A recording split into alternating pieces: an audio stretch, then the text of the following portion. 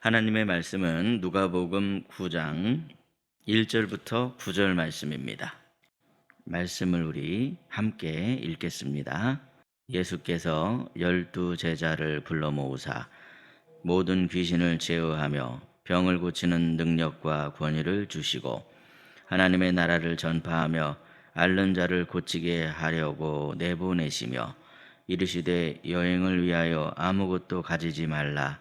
지팡이나 배낭이나 양식이나 돈이나 두벌옷을 가지지 말며 어느 집에 들어가든지 거기서 머물다가 거기서 떠나라. 누구든지 너희를 영접하지 아니하거든 그 성에서 떠날 때에 너희 발에서 먼지를 떨어버려 그들에게 증거를 삼으라 하시니 제자들이 나가 각 마을에 두루 다니며 곳곳에 복음을 전하며 병을 고치더라. 분봉왕 헤롯이 이 모든 일을 듣고 심히 당황하니 이는 어떤 사람은 요한이 죽은 자 가운데서 살아났다고도 하며 어떤 사람은 엘리야가 나타났다고도 하며 어떤 사람은 옛 선지자 한 사람이 다시 살아났다고도 함이라. 헤롯이 이르되 요한은 내가 목을 베었거늘 이제 이런 일이 들리니 이 사람이 누군가 하며 그를 보고자 하더라. 아멘. 이른 새벽에 주님의 부르심에 응답하여 이 자리에 나오신 성도 여러분의 삶에 하나님의 은혜와 평강이 가득하시기를 예수님의 이름으로 축복합니다. 오늘 우리가 함께 나눌 말씀은 누가복음 9장 1절부터 9절까지의 말씀입니다. 이 본문은 예수님께서 12 제자들을 직접 부르시고 훈련하신 후에 이제는 제자들을 세상 가운데로 내보내시는 그런 말씀입니다. 먼저 우리 본문 1절 말씀인데요. 1절 말씀 다시 한번 읽도록 하겠습니다. 예수께서 12 제자를 불러 모으사 모든 귀신을 제어하며 병을 고치는 능력과 권위를 주시고 아멘. 1절에서 예수님께서는 이 제자들에게 능력과 권위를 주셨다 이렇게 말씀하고 있습니다. 그런데 여기서 우리가 주목해야 할 것은 무엇입니까? 예수님께서 능력과 권위를 주신 이유가 한마디로 그들을 보내시기 위해서 주셨더라는 사실입니다.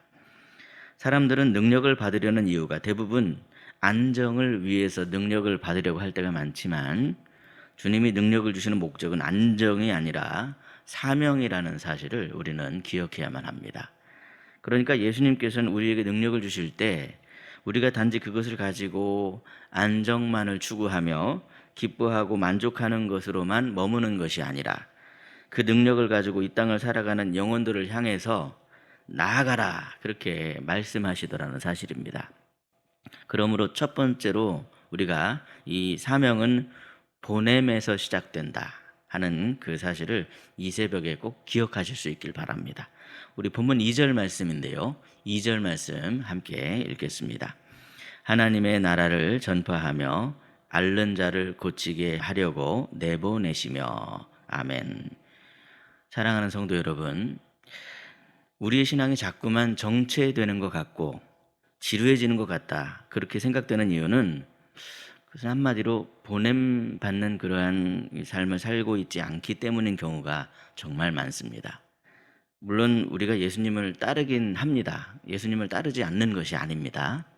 그런데 예수님을 따르긴 하면서도 여전히 나만 잘 되면 된다 하는 그런 생각을 하거나 내 문제만 해결되면 된다 하는 그런 수준에 머물러 있는 경우가 얼마나 많은지 모르겠습니다. 오늘 본문의 말씀에서 예수님께서는 제자들을 훈련시킨 후에 한마디로 말해서 내보내셨습니다. 세상으로 보내지는 것, 그것이 바로 사명자의 삶입니다. 사명의 시작은 이 교회 안에서부터 시작이 될 때가 많지만 사명의 증명은 어디서 이루어지냐면 바로 교회 밖에서 이루어지게 됩니다. 그러니까 우리가 교회 안에서 말씀을 듣고 은혜를 받고 기도하면서 힘을 얻고 충전이 되었다 한다면 절대로 우리는 교회 안에만 머무르려고 해서는 안 됩니다. 어떻게 해야 됩니까? 교회 밖으로 나가야 됩니다. 우리는 그 힘으로 반드시 우리의 가정으로 나아가야 됩니다. 우리의 직장으로 나아가야 됩니다. 우리의 일터로 나아가야 됩니다. 세상의 한복판으로 반드시 우리가 나아가야만 하더라는 사실입니다. 그러므로 교회에 오셔서 말씀 듣고 힘을 얻고 은혜를 얻으심으로 세상으로 보냄을 받아 사명을 잘 감당하는 저와 여러분이 되시기를 예수님의 이름으로 축복합니다. 둘째로 보냄받은 자들은 절제하며 살아야 한다. 그렇게 말씀하고 있는 것을 보게 됩니다. 오늘 본문 3절부터 5절까지는요. 예수님께서 보내시는 자들에게 어떻게 살아라 라고 그렇게 말씀하시는 말씀입니다. 3절을 보시면요. 이르시되 여행을 위하여 아무것도 가지지 말라 그러십니다. 또한 4절을 보시면 어느 집에 들어가든지 거기서 머물다가 거기서 떠나라 그러십니다. 주님은 왜 보냄을 받은 사람들에게 아무것도 가지지 말라고 말씀하시는 걸까요? 그렇게 하시는 이유는 한마디로 말해서 의존의 훈련을 하기 위해서입니다. 보냄을 받은 사람들은요, 자기 능력이나 자기 계산으로 살아가는 사람들이 아닙니다. 이들은 모두가 주님의 공급하심을 신뢰하며 살아가야만 하는 사람들입니다. 사랑하는 여러분, 우리가 신앙생활을 아무리 오래 했다고 할지라도 하나님을 신뢰하지 못하면 여전히 불안하고 초조할 수밖에 없습니다. 그렇다면 여러분, 오늘 이 말씀 앞에서는 우리의 마음은 과연 어떤 마음입니까? 생각해 보면 우리는요, 먼저 계산부터 생각하는 경우가 얼마나 많은지 모르겠습니다. 어떤 계산입니까? 그래도 내가 이만큼은 있어야 불안하지 않지. 이 정도는 확보돼야 내가 평안하지. 그런 마음일 때가 얼마나 많은지 모르겠습니다. 그런데 예수님께서는 제자들에게 말씀하십니다. 뭐라고 말씀하십니까? 가지려고 하지 말아라. 소유를 통해서 평안을 얻으려고 하지 말아라. 그래야 너희들이 나만 붙들 수 있다. 하나님을 더 절실하게 의지하게 하는 것이 바로 우리 주님의 방식이더라는 사실입니다. 물론 우리는 오늘 이 새벽에 우리의 삶이 너무나도 복잡하고 무겁게 느껴지실 수 있습니다. 그렇게 느껴지신다면 여러분 혹시 주님이 내려놓으라 그렇게 말씀하셔서 주님께 내려놓았던 그 짐을 혹시 내가 불안해서 도로 짊어지고 있지는 않으신지요? 그것을 먼저 우리가 점검해 봐야만 합니다. 이 새벽에 다시 우리의 모든 짐을 주님 앞에 내려놓으시고 주님을 향한 간절한 마음으로 더욱 주님을 의지하시는 저와 여러분이 되시기를 예수님의 이름으로 축복합니다. 셋째로 주님은 혹시 우리가 거절을 당할지라도 낙심하지 말고 그곳을 떠나라 그렇게 말씀하십니다. 본문 5절 말씀인데요. 우리 5절 말씀을 함께 읽겠습니다. 누구든지 너희를 영접하지 아니하거든 그 성에서 떠날 때에 너희 발에서 먼지를 떨어버려 그들에게 증거를 삼으라 하시니 아멘.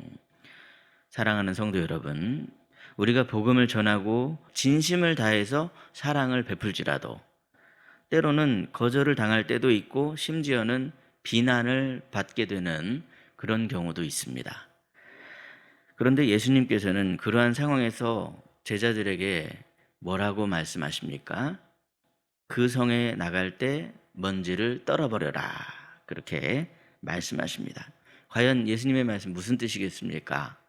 한마디로 세상에 집착하지도 말고 낙심하지도 말아라 그런 의미가 담겨 있습니다. 집착해서도 안 되고 낙심해서도 안 된다.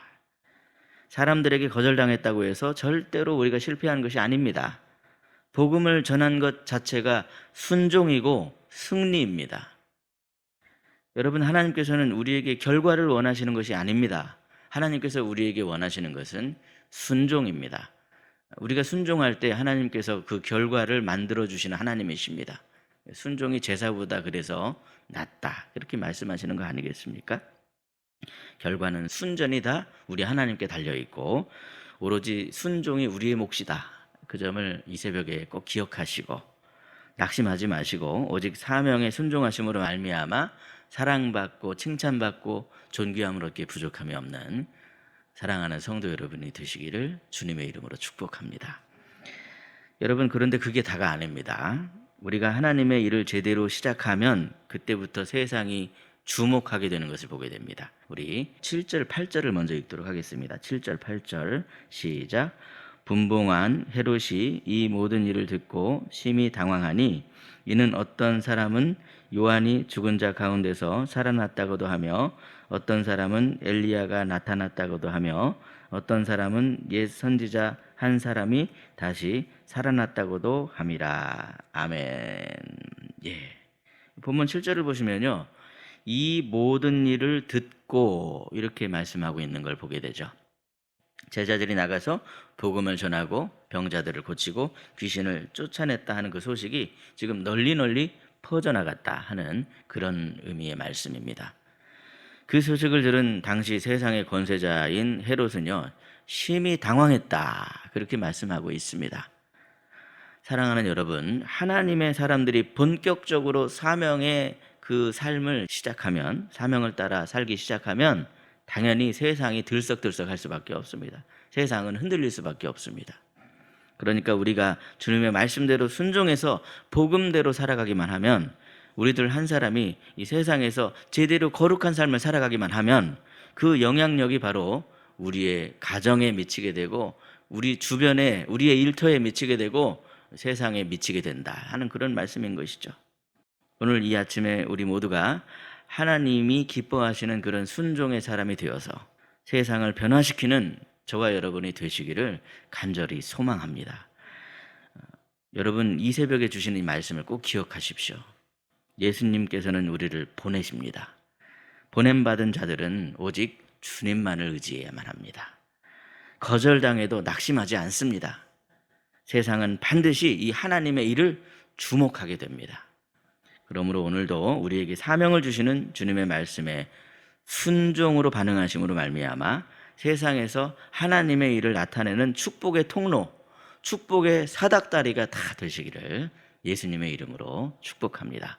기도하겠습니다. 하나님 아버지, 이 새벽 주님의 부르심에 순종해서 주님 앞에 나온 주의 사랑하는 자녀들을 품어주시고 말씀으로 새롭게 하여 주시니 참으로 감사합니다.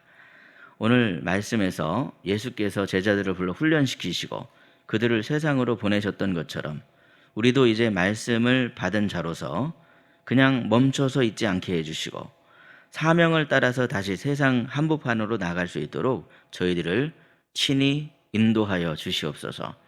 주님이 주신 능력은 단순히 안정을 위한 게 아니라 보냄을 받은 자의 사명을 위한 것임을 믿습니다.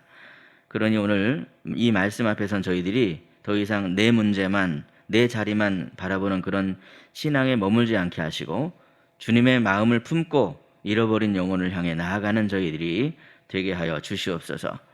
아무것도 가지지 말라고 하신 주님의 말씀 앞에 내 계산과 내 의지로 살아가려고 했던 우리의 마음을 다 내려놓습니다. 주님의 공급하심을 신뢰하며 절제함과 의존함으로 하나님만을 바라보는 사명자가 되게 하여 주옵소서. 혹시라도 우리가 주님의 이름으로 행하다가 거절당할지라도 거절이나 그 무시가 실패가 아니고 순종 자체가 승리라는 사실을 기억할 수 있게 해주시고 낙심하지 않도록 성령님께서 저희들을 붙들어 주시옵소서. 오늘도 전도팀이 건지산에서 복음을 전합니다. 사람이 아니라 하나님을 바라볼 수 있게 해주시고 사람의 반응이 아니라 하나님의 뜻을 귀 기울이는 저희들이 될 수 있도록 붙들어 주시옵소서. 능력의 하나님 아버지, 사명자의 발걸음이 시작될 때 세상이 놀라게 될 줄로 믿습니다. 한 사람이 복음 앞에 순종할 때 그 삶을 통해서 가정이 바뀌고 일터가 바뀌고 지역이 깨어날 수 있도록 주께서 인도하여 주시옵소서. 오늘도 우리가 있는 자리에서 보냄받은 자로 헌신할 수 있도록 힘과 능력을 더하여 주시고 세상 속으로 다시 나아가 하나님의 일을 드러내는 축복의 통로가 되게 하여 주옵소서. 살아계셔서 우리와 늘 함께 하시는 우리 구주 예수 그리스도의 이름으로 간절히 기도드리옵나이다. 아멘. 각자 기도하시겠습니다.